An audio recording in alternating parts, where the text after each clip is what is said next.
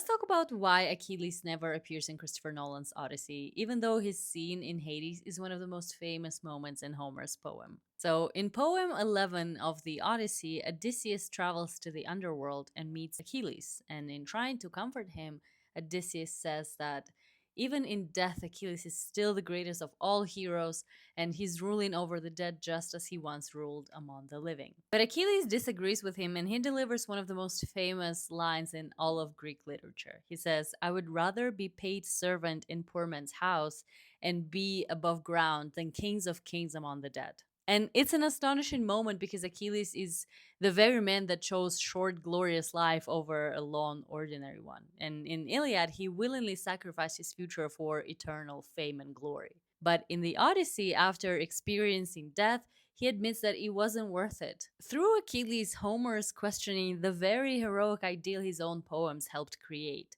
Because glory suddenly means very little when you're dead.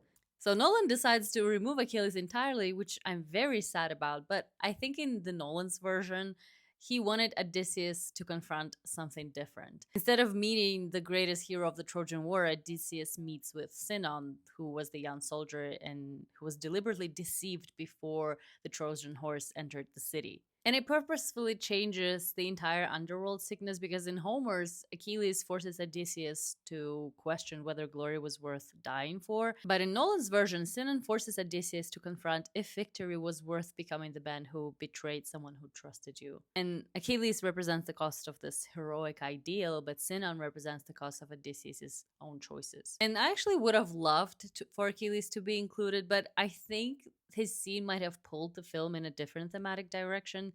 And I can understand why Nolan chose to keep Sinon as the emotional center of the underworld sequence. So let me know your thoughts on this. Let's discuss it in the comments.